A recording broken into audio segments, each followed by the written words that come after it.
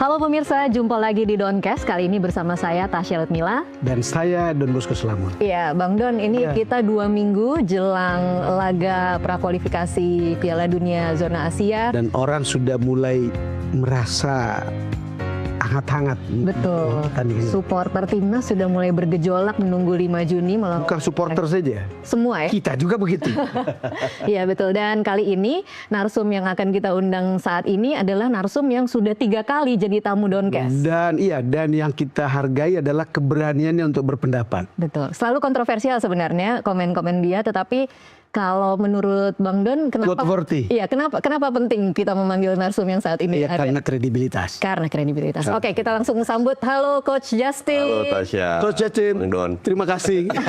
Selamat datang lagi di Doncast.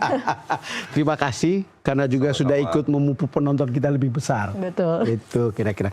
Coach, ini kan pertandingan Cina lawan Indonesia pada awal Juni ini, lalu kemudian seberapa optimis kita untuk menang? Ya, ini pertanyaan yang Bang Don tanya pertama kali saya datang, kedua kali, dan sekarang ketiga kali. Iya, kenapa? Karena memang orang menunggu itu. Kalau saya bilang tidak berubah ya. Tidak berubah. Kita harus lihat lawan kita siapa kan. Oke. Lawan kita kan China, berada di rank paling bawah. Memang kita kehilangan 3 pemain. Lawan Iya, China, betul. Martin Paes, Ragnar, sama Marcelino. Marcelino, betul. Martin Paes digantiin Audero, saya rasa selevel. Oke. Tinggal 2 ini, pemain ini apakah siapa yang kira-kira menggantikan Marcelino? Ya, kita punya 2 pemain yang ya pemain naturalisasi lah, James Dean sama Reinders. Reinders, ya. Eventually bisa di situ. Tapi bisa juga memainkan 1 pemain dari Liga 1 yang lagi on fire juga. Iya. Egy. Nah, kita tahu bahwa Lili Pali termasuk seleksi 32 pemain. Tapi itu kan akan diturunkan ke 24 kalau nggak salah. Nah, apakah dia masuk kan kita nggak tahu. Tapi eventually Lili Pali di usia yang senior bisa menjadi super sub. Iya. Jadi walaupun kehilangan di depan, kehilangan Ragnar sama Marcelino, Patrick Kluivert masih memiliki beberapa opsi. Jadi untuk saya itu tidak bisa menjadi alasan untuk tidak perform. Tidak menang begitu. Iya, harus menang. 60 apa 70% sekarang? Ya 67. 60-70%. 60-70%. Besar sekali itu. I don't see any reason kenapa kita harus kalah. Oke. I see. Kecuali kalau Tom Hai nggak main, Jay Itzes nggak main, Kelvin Verdon nggak main, Kevin Dix nggak main. Nah itu baru agak deg-degan, ya kan? Tapi ini kan pemain-pemain penting, porosnya itu fit semua. Ole Romani, Tom Hai, Pelupesi di tengah, di belakangnya Itzes. Nggak ada alasan untuk sekarang di posisi penyerang itu kan soal chemistry juga antara Ole Romani dan pasangannya. Ya. Calon ya itu yang paling cocok itu siapa? Sebenarnya dibilang chemistry juga nggak. Dia main sama Ragnar juga baru 2 kali. Main sama Marcelino juga baru 2 kali. Tapi kalau main sama Reinders sama Dean James, minimal mereka bisa berkomunikasi dalam bahasa Belanda. Minimal somehow udah klop. Bukan berarti sama Lili Pali juga bisa berkomunikasi dalam bahasa Belanda. Tapi yang liga lokal ya belum tentu mereka bisa klop. At least ada sedikit barier di atas kertas lah. Tapi secara historis kan kita sudah pernah kalah lawan China sebelumnya. Ya. Lalu kemudian bahkan waktu ketika kita menguasai pertandingan 76% ketika di Cina, itu apa yang membuat kali ini kita punya harapan untuk membalikkan keadaan? Oke, pertanyaan bagus. Waktu lawan Cina kita juga tahu ada kalau nggak salah 4 pemain diganti. Salah satu Tom Hai nggak main. Itu sangat penting. Pelatih sebelumnya mengatakan Tom Hai nggak bisa bermain 90 menit. Saya setuju. Tapi kenapa nggak dari awal? Kenapa dimasukin di babak kedua? Karena dalam permainan sepak bola pada saat kita dari awal bermain bagus, kita dapat irama bermainnya. Kalau kita main jelek, masukin berapa pemain penting, belum tentu irama itu bisa berubah menjadi positif. Jadi kalau dibilang ada 1, 2, 3 pemain nggak bisa main 90 menit, entah dia baru pulih dari cedera atau apa, fine. Saya bisa terima, tapi make sure mereka main dari awal. Oke. Coach Justin, kalau melihat kemarin Garuda Calling 32 pemain, overview secara general, kita kan kemudian tahu ada 11 pemain Liga 1. Ya, ini yang sesuatu yang berbeda dengan pertandingan-pertandingan sebelumnya. Nah, Anda melihatnya ini hanya basa-basi supaya memuaskan hati timnas atau itu pendapat haters mungkin begitu ya. Tapi saya lihat benar-benar pelatih yang sekarang ingin memberi kesempatan kepada pemain Liga 1. Kira-kira memberi kesempatannya itu nanti sampai ke jumlah terkecil atau hanya di mungkin nggak 11-nya ya. 11 pemain ini pasti ada yang dicoret, tapi definitely nggak semua dicoret. Ini contoh Kambuaya sudah memberikan contoh bahwa saya bermain di Liga 1 saya bisa loh keep up walaupun cuma 15-20 menit. Rizky Ridho juga bilang, saya main di Liga 1 saya juga bisa loh bermain dengan tim. Jadi kan sebuah presiden yang sangat positif dan ini harus diteruskan. Dan kalau kita lihat flashback mengambil kesimpulan dari statement dari Alex Pastoor maupun Kluivert ataupun Lansat, mereka benar-benar memantau para pemain lokal ini dari stadion. Itu sebetulnya jawaban bahwa mereka memantau dan itulah dapatnya 11. Itu hasilnya 11 karena tugas mereka itu kan tidak hanya meraih hasil. Tugas mereka adalah menanamkan sebuah fondasi yang kuat, sebuah filosofi agar mereka ke depannya seandainya dipecat tetap filosofi bisa dijalankan. Nah, untuk bisa menjalankan filosofi kan butuh pemain juga. Nah, pemain ini nggak bisa tua semua, harus ada young generation, mid generation, old generation. Nah, salah satu ya ambil dari Liga 1. Termasuk dua bersaudara yang katanya penampilannya bagus. Sayuri.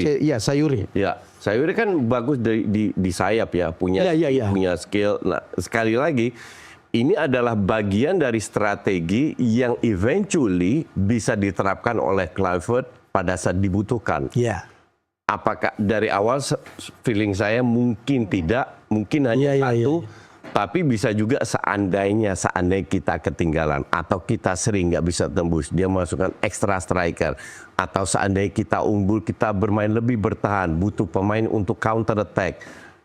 Hal kayak gini Sayuri bersaudara bisa punya peran penting. Anda cukup optimis bahwa itu akan mungkin dicoba di laga lawan Cina. Jadi lihat squad yang sekarang, saya rasa squad ini memang sengaja dipilih agar Kluivert bisa memiliki banyak opsi dari sisi strategi menghadapi sikon yang nanti akan terjadi di lapangan.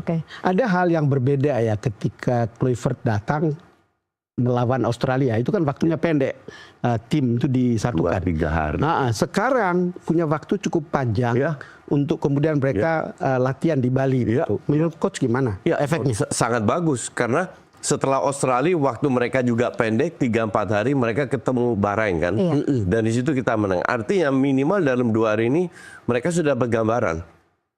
Oh, pemain mana yang bisa, pemain mana yang enggak, strategi apa. Memang tidak bisa waktunya terlalu mepet lah untuk merubah atau bermain sesuai dengan keinginan mereka. Tapi ini kan urgensinya adalah menang. Harus menang. Kalau kemudian kita melihat bagaimana hasil melawan Bahrain dan strategi yang diterapkan pada saat itu kan banyak yang memuji strategi set terakhir ya. Apakah dengan kehilangan 3 pemain saat ini akan memainkan strategi yang sama dan hanya mengganti orang, atau akan ada perubahan strategi cukup? Hanya menggantikan orang karena waktunya terlalu mepet. Nanti next year kan di bulan Oktober, semoga masih ada friendly. Asumsi kita lolos, baru di situ bisa diganti. Karena akan berapa ada friendly match itu mereka akan bereksperimen. Tapi seorang pelatih itu kan lihat urgensinya seperti apa. Do we have to win or not? Kalau mereka dalam kompetisi, mereka bisa bereksperimen. Dalam arti bisa kalah, bisa apa. Kecuali MU ya, kalah mulu ya. Kalau tim lain itu kan bisa bereksperimen, ya kan? Nah sekarang waktu eksperimen nggak ada. Mereka harus menurunkan tim yang terbaik. Parameternya apa? Hanya 2 match kan, lawan Australia sama Bahrain. Nah ada progres dengan sedikit perubahan, Rizky Ridho jadi starter dan lain-lain. Jadi saya rasa never change a winning team kan, kalau di Inggris bilang. Jadi saya rasa nggak akan banyak berubah kecuali 3 pemain yang memang harus absen. Nah ini menarik ya, ini memberikan optimisme Tasya tentang timnas kita gitu. Karena persiapan yang lebih lebih dari cukup sekarang ini ya dibandingkan sebelumnya, dan itu hasilnya toh kita masih bisa menang lawan Bahrain. Ya.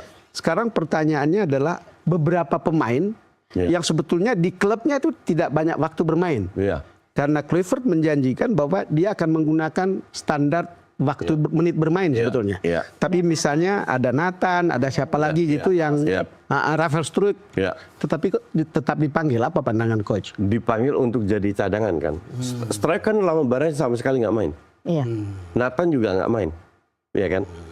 Tapi itu kan hanya standar. Karena banyak juga, Shane juga nggak banyak main, Justin main di youth-nya, Jenner di youth masih main, tapi ini kan standar yang mereka ingin. Kalau bisa hanya memainkan pemain yang reguler bermain, dan itu saya rasa standar yang biasa aja, masuk akal. Kalau melihat 32 nama pemain ini, ada tidak kekhawatiran coach atau sesuatu yang mengherankan? Kenapa nama-nama tertentu muncul di situ? Ada catatan tidak?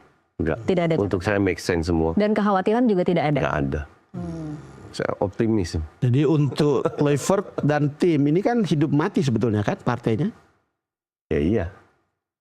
Ini partai hidup. Kalau kita nggak bisa menang lawan China, artinya kita memang secara kualitas nggak layak lolos. Simpel itu. Iya. Maka itu saya tidak pernah bilang 100% kan.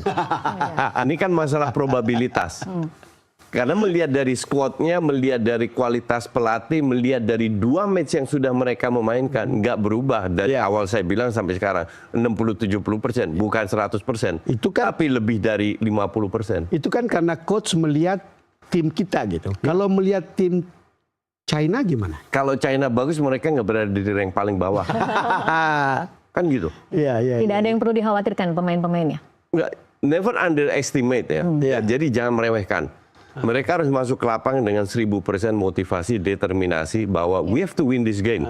Jadi jangan kasih tim China 1 detik untuk bernafas. Artinya press mereka. Jangan mereka berikan ruang untuk membangun permainan. Tapi kita juga tahu dua gol lawan China juga lewat counter. Nah, counter harus diwaspadai. Tapi waktu itu Meiselgers main kan, masih belum klop lah dengan Nisa. Sekarang kan 3 belakang yang sudah klop kasarnya. Dan saya rasa kalau semua, ya namanya sepak bola semua bisa terjadi, ya kartu merah, gol bunuh diri dan lain-lain. Tapi kalau seandainya semua berjalan lancar, harusnya kita dengan kualitas pelatih dan pemain dan beberapa opsi di bench bisa membuat perubahan strategi. Harusnya sih kita bisa menang. Apa pandangan coach tentang Elkan Bagot yang tidak dipanggil? Nah, ini pertanyaan yang sangat bagus karena netizen berpertanyakan juga hal seperti ini. Gini ya, kita nggak pernah tahu apa yang terjadi di belakang layar. Oke? Pada saat Kluivert masuk, saya sudah bilang, di bawah pelatih baru semua akan mendapatkan kesempatan. Bahkan pemain yang nggak pernah dipanggil akan diberi kesempatan. Dia nggak peduli pemain siapa ini dan lain-lain. Salah satu Pak Erik bilang ke saya, kita sodorkan pemain yang naturalisasi, silahkan terserah tim pelatih mau ngapain. Elkan ditelepon, saya nggak tahu apa yang terjadi, apakah dia masih sakit hati atau dia ingin fokus ke klubnya. Intinya dia mengatakan bahwa pada saat ini belum waktunya untuk kembali ke timnas. Itu bahasanya Elkan sendiri. Ya. Jadi kayaknya dia ingin lebih fokus ke klubnya. Oke? Nah, saya rasa hal seperti ini, keputusan ini harus kita hargai, harus kita respect.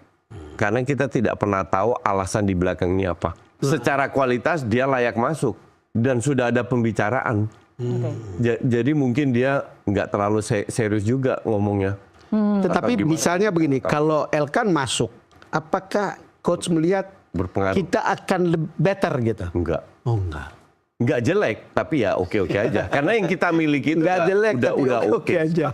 Udah cukup lah kasarnya. Oke, coach boleh dong dibahas per posisi ya. Kalau untuk posisi belakang, menurut coach yang akan masuk nanti siapa?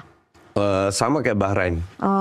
Jadi J. Itzes, Justin sama Rizky Ridho. Justin sama Rizky. Oke. Yang menjadi, sorry saya potong. Yang menjadi pertanyaan besar kan adalah Meiselgers dipasang nggak? Iya.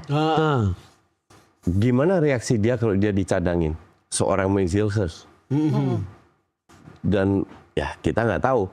Semoga dia berjiwa besar bisa menerima seandainya dia tidak dimainkan. Seandainya dia dimainkan, main 3 back ya jujur saya agak deg-degan.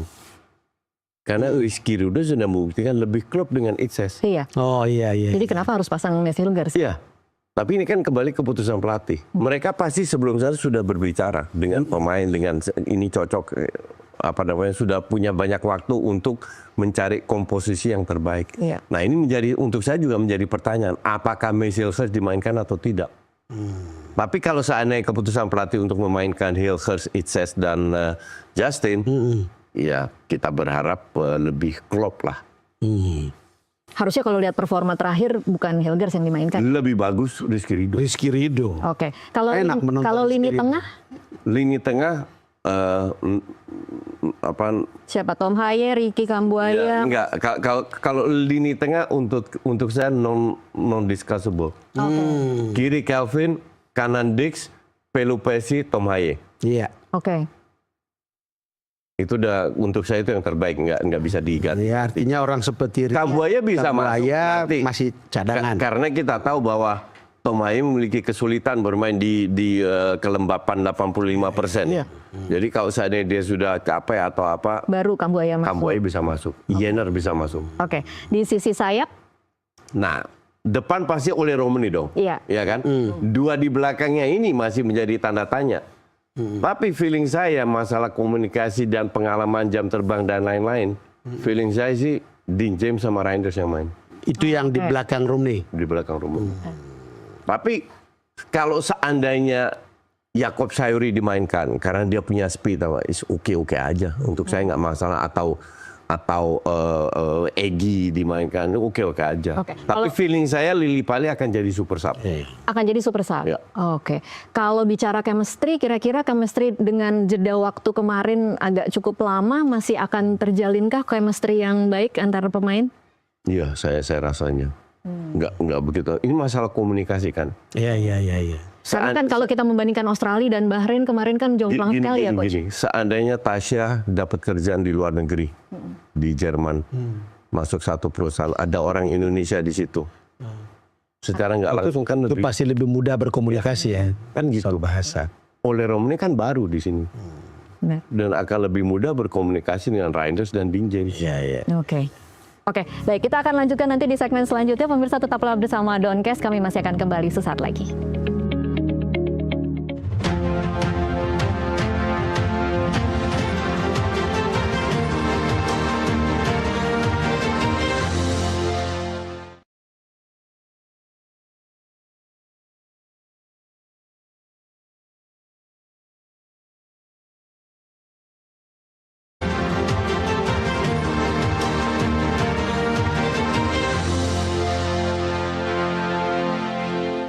Pemirsa, terima kasih Anda masih menyaksikan Doncast. Kita lanjutkan perbincangan. Bang Don, silakan. Iya.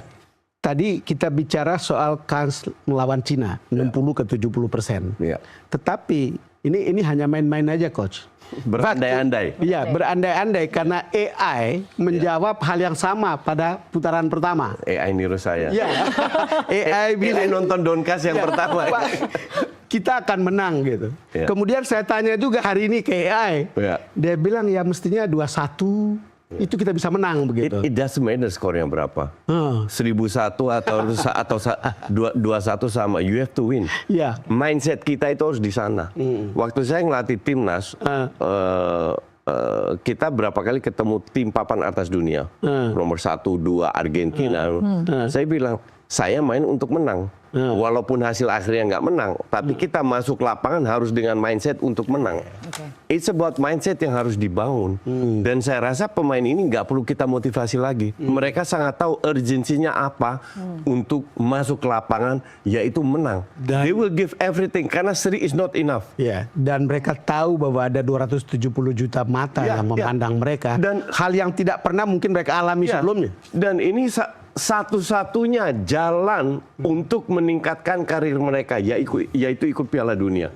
Jadi mereka punya kepentingan pribadi juga di samping kepentingan nation, rakyat Indonesia, tapi juga punya kepentingan pribadi. Jadi saya rasa mereka akan berikan segalanya. Oke, tapi boleh dong coach prediksi skor dengan kondisi Cina yang tidak optimal.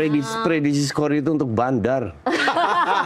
Ya boleh lah, Mungkin coach. ada bandar yang menentu juga. Gini. Kalau saya bilang menang selisih 2 gol 2-0 3-1 itu bukan hal yang mustahil. Oke.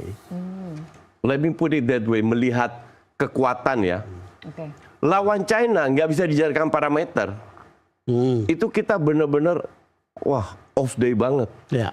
Karena pemainnya juga, karena banyak faktor lah.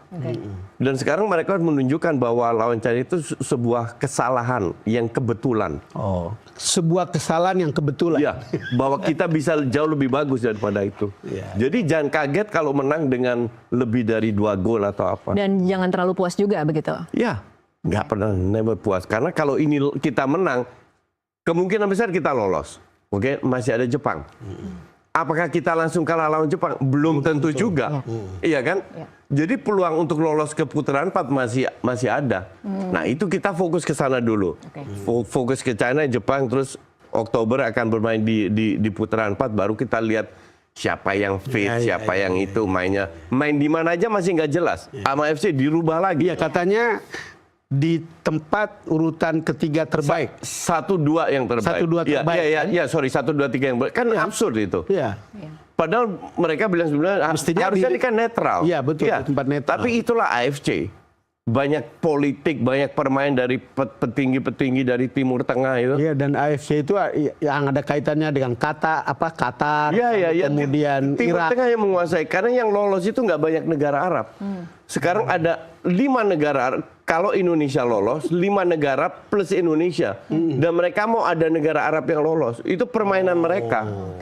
Itulah kalau seandainya kita lolos, saya harap Erick Thohir, PSSI melakukan protes sekeras mungkin, paksa untuk main di tempat netral. Tempat netral. It's just not fair gitu loh. Tapi protes itu nanti lah ya. Nanti kita fokus ke China dulu. Oke, terus Taj. Oke, setelah China, Lihat orang satu persatu pemain beberapa. mau lihat satu persatu. Enggak, kan tadi kita bicara Hapner. Ya. Oh iya, Abner, bagaimana emosi dia di satu sisi dia kan juga membawa energi yang sangat bagus terhadap permainan teman-temannya ya. Kalau Abner main tuh rasanya memang energi kemudian Kayak menjadi Indonesia banget. Iya, betul. Passionnya luar biasa Abner ini. Cuman kita juga tahu ini, saya suka pemain kayak dia karena kita butuh pemain seperti ini. Tapi batasnya tipis, kalau lebih dikit cuman kena kartu kuning. ngeri-ngeri sedap kalau dia ambil bola atau apa ya kan? Atau protes ke wasit lah apalah itu. Jangan sampai, semoga dia sadar jangan sampai kena kartu merah. Dalam arti kalau dia seandainya dapat kuning, dia harus lebih berhati-hati lagi. Karena itu bisa fatal kalau kita kena merah. Dan itu yang susah diprediksi. Tidak ada yang bisa diprediksi apakah kita kena merah atau tidak. Semoga mereka yang kena merah. Iya kan? Tapi kalau kita, semoga enggak lah. Cuman Hapner salah satu pemain yang bagus, yang penting buat kita. Cuman semoga Dan passionate dia bisa lebih mengontrol dirinya. Kalau menurut Anda bisa tidak mengontrol? Atau itu memang sesuatu yang memang dia proyeksikan atau dia menciptakan image seperti itu? Dia punya sejarah kartu merah di timnas kan. Iya. Tapi lawan Bahrain pun dia tahu batasnya di mana. Jadi sebenarnya tahu batasnya. Jadi semoga lawan Bahrain menjadi pengalaman buat dia lah, agar dia tahu batasnya boleh atau tidak boleh oleh wasit. Iya. Dia balancing di tengah situ. Oke. Saya ingin Coach Justin bisa mengulas tentang Asnawi sama Arhan ya, karena katanya di klubnya mereka sudah lebih produktif jam bermainnya. Iya. Gimana? Ya, gini, saya cukup kenal Arhan. Oke. Saya bilang, saya sih pengennya Arhan tetap di Jepang. Karena bahkan Shane Patinama musim depan ke Buriram, ke Thailand lagi. Walaupun Buriram juaranya, still ASEAN. Ya. Tidak meremehkan sepak bola Asia, tapi levelnya dibanding Korea, Jepang masih di bawah itu. Tapi ya realitanya adalah Arhan dan Asnawi main di Thailand. Oke. Dan mereka tiap minggu bermain. Dan cuman saya harap one day atau soon next year 2 tahun lagi mereka tetap bisa pindah ke kompetisi yang lebih tinggi lagi. Bahwa mereka tiap minggu bermain atau lebih banyak bermain daripada klub-klub sebelumnya, that's oke aja. That's oke aja. Oke, tapi kalau menurut coach, kata-kata dari Patrick Kluivert bahwa dia akan mementingkan menit bermain itu akan benar-benar jadi pedoman atau sebenarnya? Enggak, itu hanya sebuah standar Patrick Kluivert. Standar. Kalau seandainya dia punya pemain yang levelnya kayak Messi dan nggak pernah bermain, tetap bermain itu orang. Tetap Messi yang dipakai. Oke. Dalam itu hanya standar. Kalau seandainya banyak pemain yang kualitasnya sama, ini lebih bermain, ini nggak bermain, baru diambil yang ini. Tapi kalau ada satu yang excellent, yang nggak bermain tapi bagus, dia tetap akan memainkan. Dan itu terjadi di semua timnas juga.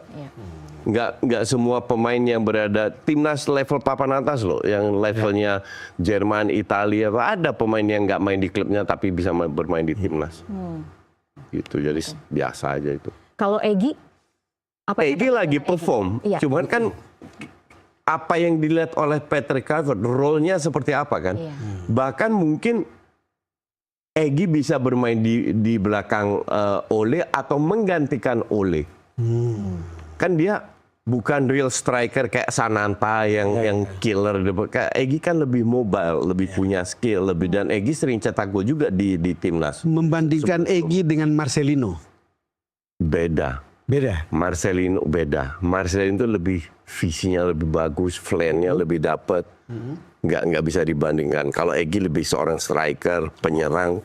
Marcelino lebih di belakang striker lah. Oke. Bicara soal Bali sedikit ya Coach, seberapa signifikan momen di Bali ini, dan kemudian kan memang ada suara-suara kritikan kenapa harus di Bali gitu. Bali fasilitasnya bagus. Fasilitasnya bagus dan jauh dari dunia media dan lain-lain. Pasti ada media di situ, cuman nggak seheboh di Jakarta, jauh dari fans dan lain-lain. Saya paham kenapa ke Bali. Jadi tidak fokus ya Coach, itu kan kota wisata, kemudian mungkin distraksinya malam-malam. Kota wisata itu kan di Balinya, ini kan di sport centernya. Mereka nggak bakalan keluar malam itu. Nggak bakal keluar. Nggak bakal. Jadi Patrick dan tim kepelatihan cukup disiplin untuk anak-anak. Nggak ini ya, nggak dilepas ya malu. Oke. Nggak, gini. Kalau seandainya mereka tinggal di hotel di mana security yang nggak begitu ketat dan lain-lain, kalau ada pemain yang keluar itu kan merugi, itu kan menunjukkan sikap yang nggak profesional. Kalau seandainya itu terjadi, feeling saya akan dicoret tuh pemain. Buat apa ada sebuah pemain yang tidak profesional? Saya rasa itu tidak akan terjadi. Sekarang begini, kembali lagi ke tim Cina tadi. Mereka mestinya kan all out kali ini.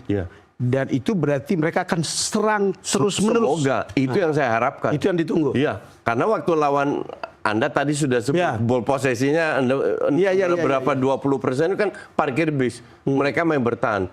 Dan mereka harus menang. Secara teori mereka masih ada peluang untuk lolos kalau mereka menang. Next 2 game China harus menang. Artinya kalau jadi pelatih China, nothing tulus. Kita nggak bisa main bertahan. Karena kalau mereka bertahan, Indonesia pun nggak akan membabi buta untuk menyerangnya. Oke. Nah, ini permainan catur yang pelatih harus jeli. Nah, kalau seandainya mereka mungkin 20-30 menit pertama bermain lebih bertahan, all out di babak kedua, iya kalau nggak kebobolan. Kalau kebobolan, kalau kita bisa cetak gol di bawah menit 10, ini akan jadi seru. Ini akan jadi seru. Tapi saya setuju lebih menguntungkan untuk kita kalau mereka all out. Jadi saya harap yang cetak gol itu kita duluan. Untuk bisa cetak gol kedua, ketiga akan lebih gampang karena China akan keluar. Akan lebih sulit kalau 0-0 atau 1-0 mereka tetap bertahan. Tapi nggak mungkin karena mereka juga punya kesempatan untuk lolos. Nah, kalau lihat seperti itu kan berarti sudah bisa pelatih kita tahu bagaimana kan? Kira-kira, iya. Maka dari itu komposisi pemain yang didatangkan itu bisa bermain dengan beberapa strategi berbeda. Sebagai pelatih kita harus punya plan A, B, C. Kita mainkan di sini tak. Seandainya kita amburadul diobok-obok sama China 20 menit pertama, mungkin belum kebobolan. Dalam 20 menit pun bisa diganti pemain. Memasukkan extra striker atau extra midfielder, tarik strikernya. karena kita kalah di tengah, contoh aja. Iya, iya. Itu bisa terjadi. Nah, itulah bagusnya ya ini tugas seorang pelatih untuk memainkan pemain yang memiliki karakter berbeda. Oke. Jadi tidak hanya pemain jelek yang sebelum-sebelumnya jelek itu aja yang main, enggak. Oke. Kalau jelek ya harus diganti. Tapi kan pastinya China juga mempelajari permainan kita ya. Boleh, ya. Jadi Pasti. apakah dari point of view pelatih harus memberikan strategi-strategi kejutan di awal supaya tidak terlalu terbaca polanya? Feeling saya China tetap akan bertahan di awal-awal. Oh, Tapi ini kan ada 90 menit. Iya. Ini kan lagi permainan kartu atau catur jokernya kapan masuknya? kapan keluarnya? Iya. Ya? Gitu. Oke. Ya karena sejarahnya kan Cina lebih banyak menang sebetulnya lawan kita kan. Ya dulu kan ini beda tim. Beda Kalau dulu kan pemain Liga 1 semua. Oke, beda 5 hari, kemudian kita harus mempersiapkan laga selanjutnya melawan Jepang. Iya. Nah, apa yang kira-kira harus diantisipasi, Coach?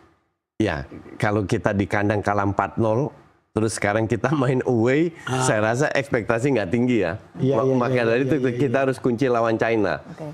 Tapi saya nonton tadi Bung Don bilang kemungkinan besar mereka turunkan lapis 2, lapis 3.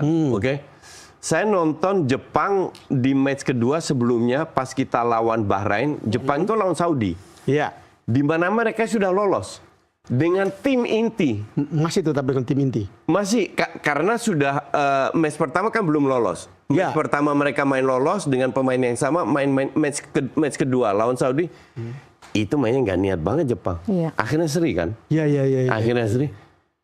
Emang karena mereka sudah lolos, mereka pada takut cedera kan? Nah, kalau dibilang apakah lapis 2, lapis 3 Jepangnya jelek, ngeri-ngeri sedap juga. Iya. Karena seandainya saya pemain Jepang lapis 2, lapis 3, saya diberi kesempatan untuk bermain untuk timnas, saya akan berikan segalanya.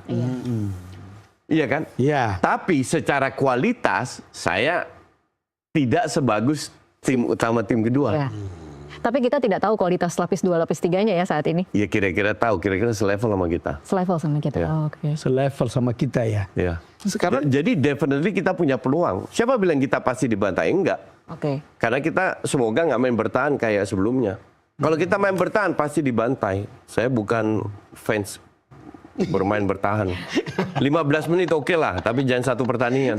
Tapi main bertahan memang tidak enak ditonton lah. Iya. Kan? Dan kan permainan ini simple. Iya.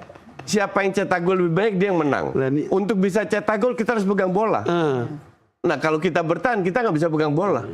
Dan gitu. Penonton itu selalu berdebar-debar karena bola itu dekat gawang. Iya. Kan gitu kira-kira. Iya. Maka dari itu ini different case. Sekarang udah beda era. Kita fokus ke sekarang dan saya harap kita bisa memberi perlawanan dan meraih hasil yang cukup positif. Karena kembali lagi di atas kertas ya. Seandainya kita menang lawan China, Australia kalah lawan Jepang. Mereka ketemu Jepang kan? Iya. Selisih cuma 1 poin. Iya. Next match kita ketemu Jepang, Australia ketemu Saudi. Saudi juga pengen lolos kan. Asumsi ini seri, kita menang lawan Jepang, which is peluangnya kecil, tapi ada, kita bisa lolos langsung. Jadi di atas kertas, kalau kita 2 kali menang, kita bisa lolos langsung. Tergantung match Australia lawan Jepang. Oke, ya. itu kan apa skenario Berandai-andai. itu skenario terbaik ya. Skenario. Sekarang skenario terburuk ya, coba Coach bagaimana? Skenario terburuk, kita seri, lawan Cina, babak atau kalah, kita nggak lolos. Oke, sesimpel itu ya. Sesimpel itu. Oke. Jadi it's a must win game. Nggak ada pilihan lagi selain menang. Berapapun skornya. Kalau nggak lolos nggak kebayang saya gimana cara supporter merasa ya. Iya, saya juga pasti akan kecewa. Tapi ya, that's part of the game. Oke, kita akan bicara soal supporter nanti di segmen selanjutnya. Pemirsa tetaplah bersama Doncast, kami masih akan kembali usai jeda.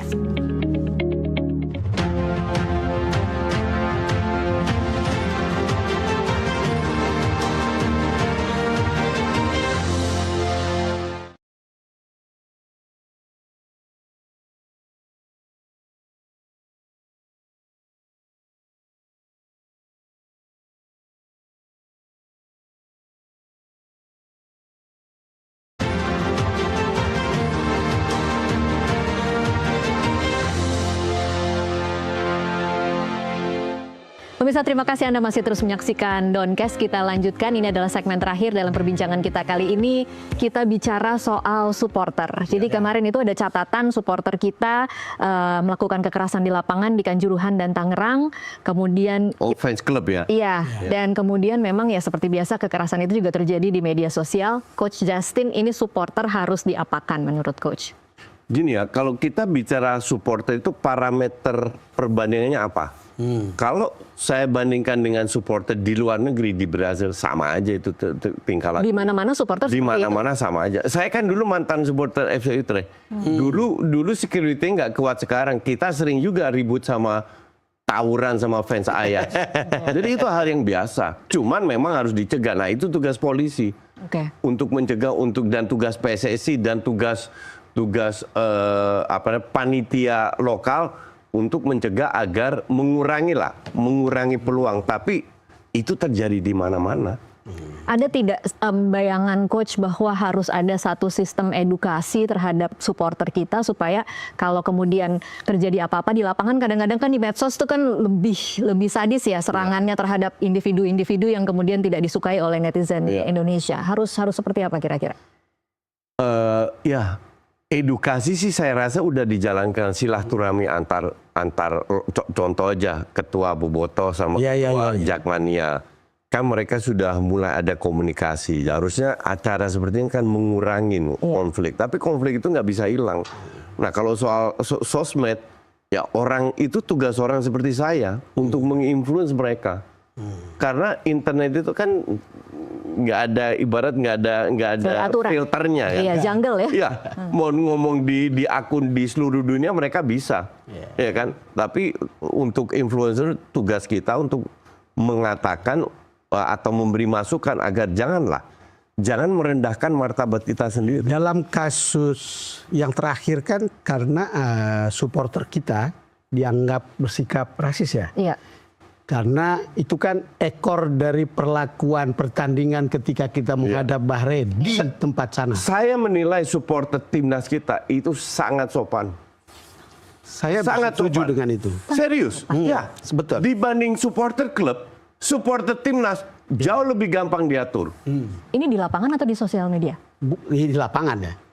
Saya rasa di lapangan dan sosial media. Karena di sosmed yang suka yang barbar lah. Itu saya rasa bukan fans timnas. Ya. Siapa mereka? Ya orang-orang yang bisa kecewa, yang mungkin nggak nonton timnas, yang nggak ngerti sikon lah. Kalau Anda cinta timnas seperti timnas yang di lapangan, fans tim Garuda yang di lapangan, La Grande tersebut, mereka akan mempertahankan martabat timnas kita, martabat Indonesia juga di luar negeri, juga di sosmed. Tentang supporter timnas, saya setuju dengan Coach Justin. Saya juga mengikuti beberapa pertandingan di luar ya. Kalau di Paris itu lebih gila lagi itu orangnya. Nah sekarang yang kita lihat kan serasa seperti agak spesifik di GBK ya. Iya. Setiap setelah pertandingan, orang kan menyanyikan lagu Ibu Sud. Iya. Hal yang tidak pernah kita saksikan di beberapa tempat lain.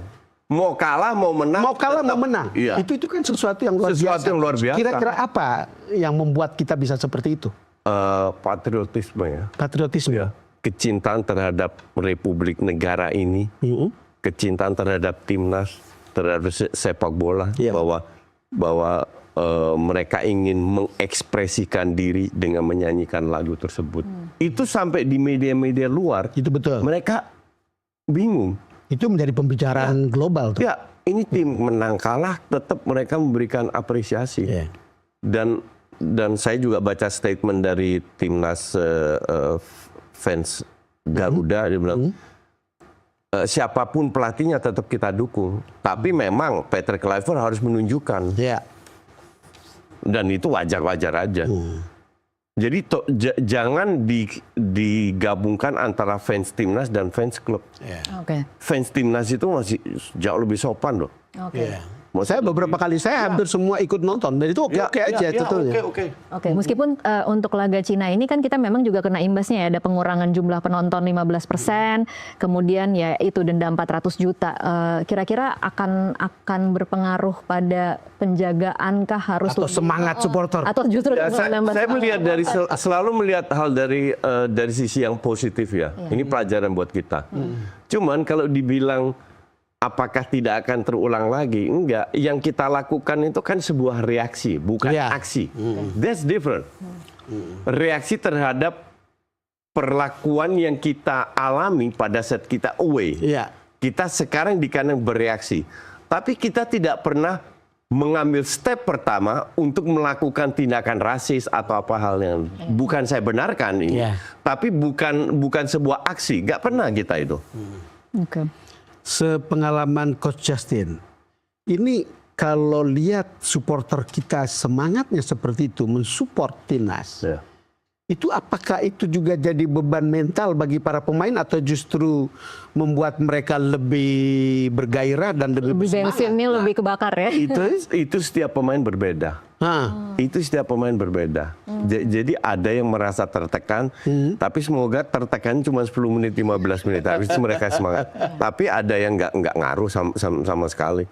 Kan kembali lagi ke jam terbang hidup, ke usia, ke pengalaman. Jadi nggak bisa kita pukul rata satu tim. Tapi itu tiap individu berbeda. Itulah tugas pemain-pemain senior kayak Itses, kayak Tom, kayak Kelvin, kayak Kevin Dix untuk saling mensupport di dalam. Saling memotivasi, mengkoreksi, mengkritik, nggak ada masalah. Nah itu yang penting kan pemain-pemain harus bisa menurunkan egonya. Mau dikritik, mau dimaki-maki, mau di apa, demi kepentingan bersama. Iya, jadi pemain itu nggak boleh baper. Nggak boleh baper. Nggak boleh baper. Itu yang repot. Ya karena mungkin memang tanggung jawab satu negara seolah-olah ada di pundak mereka. Iya.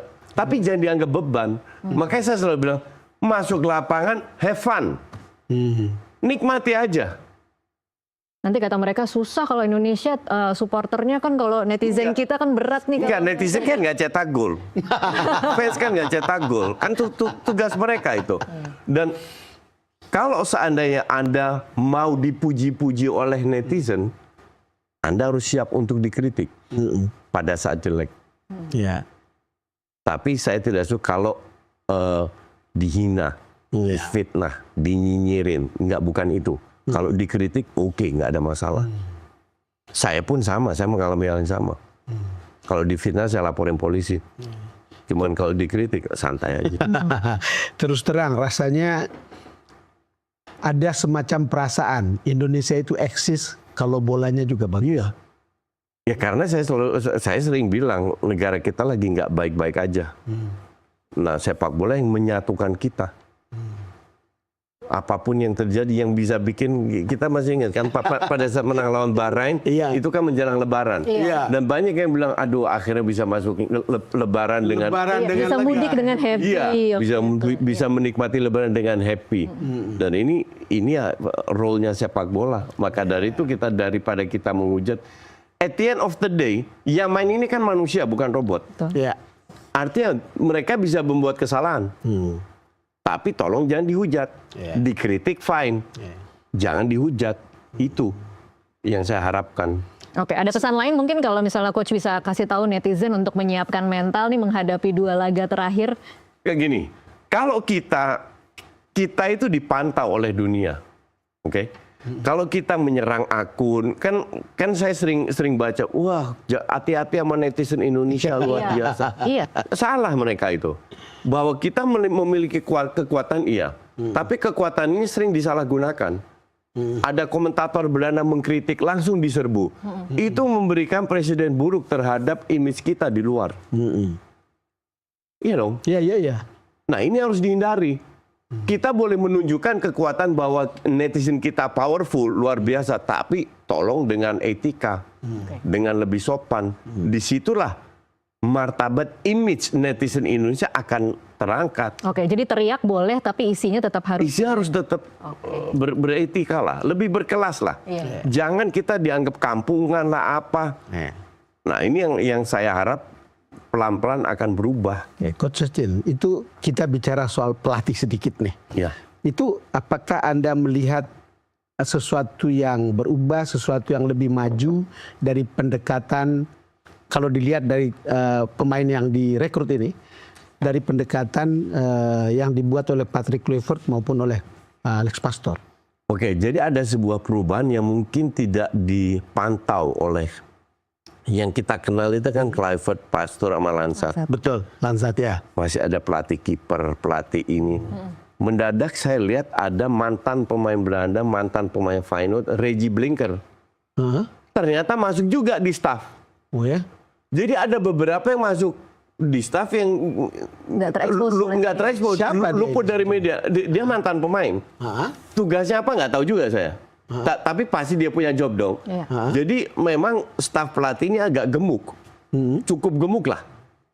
Dengan pemain-pemain yang nampaknya 3 pelatih yang kita kenal ini butuh bantuan juga di bidangnya masing-masing. Karena itu benar-benar saya kaget lah.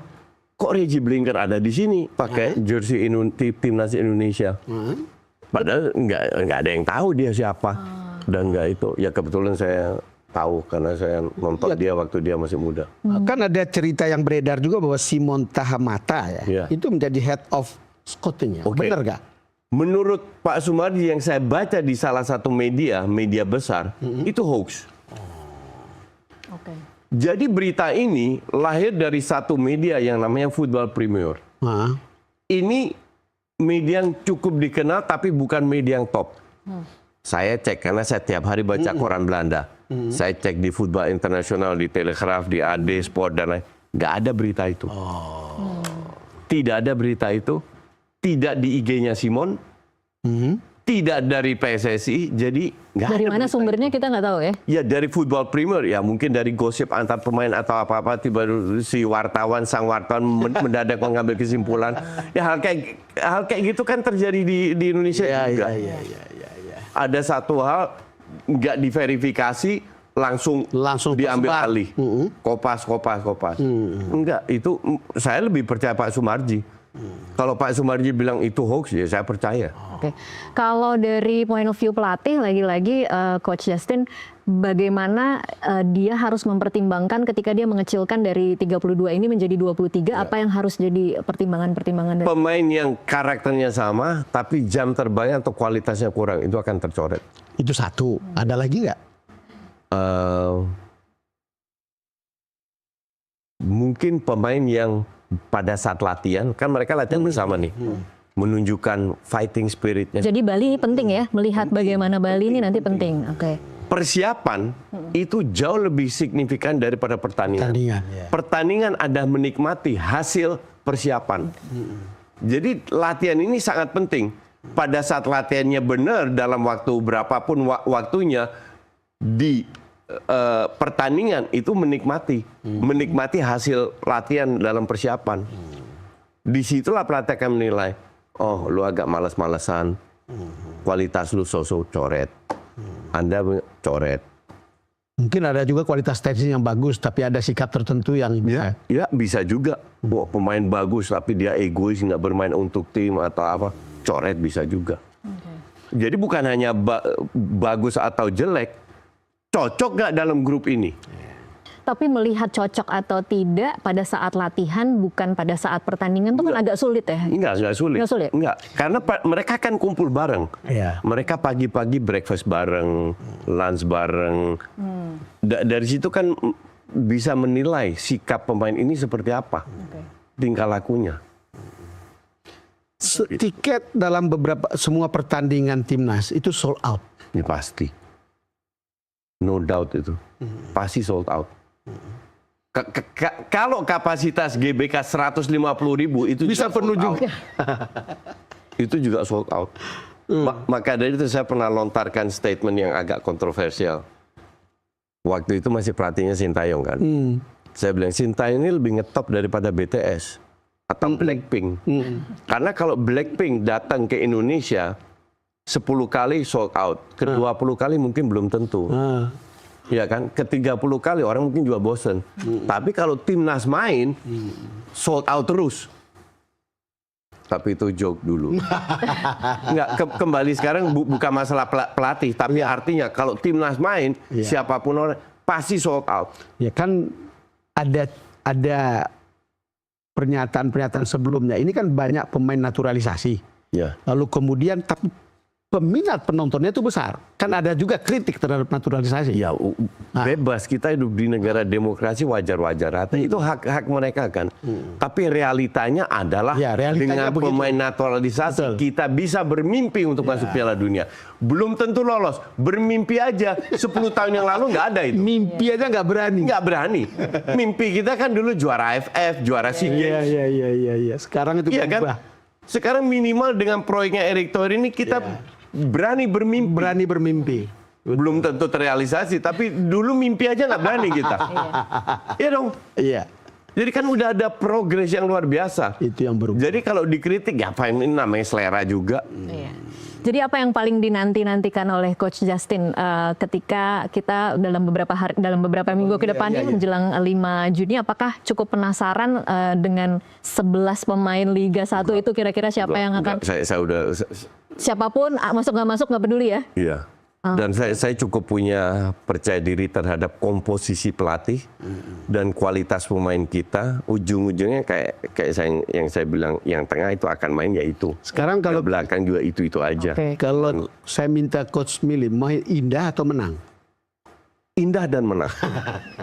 Orang selalu memilih pilihan main jelek menang atau main indah kalah. Kenapa pilihannya nggak indah dan menang? Iya, indah dan menang. Ya.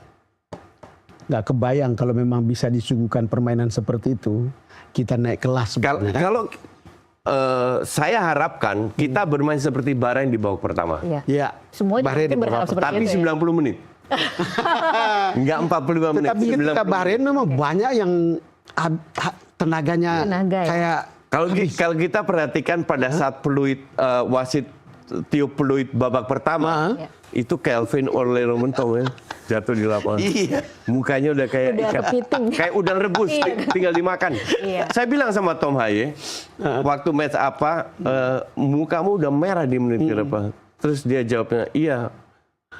Udah siap untuk dimakan ya. Saya bilang udah kayak udang rebus, dia bilang siap untuk dimakan ya. Dia pun mengakui. Iya. Wow. Tapi ya it's okay. Ini it's matter death or alive. Jadi dan tetap bangganya kalau mereka akan menang ya. Ya. Oke, baik. Kita Sesuatu sama-sama saksikan. Masih panjang ini sebenarnya 2 minggu ke depan, masih 5 Juni. Kita bisa, Saya kira anything can happen. Masih sebelum pertandingan itu, beberapa hari lagi kita undang lagi. Undang lagi. Setelah pertandingan kita undang lagi, kita langsung Coach Justin jangan bosan-bosan kalau kita undang terus-menerus untuk membahas tim. Kalau saya ada waktu saya mampir. Iya. Terima kasih untuk waktunya Coach Justin. Dan pemirsa, demikianlah Doncast untuk saat ini. Saya Tasya Ludmila. Dan saya Don Bosco Selamat. Terima kasih atas perhatian Anda dan sampai jumpa.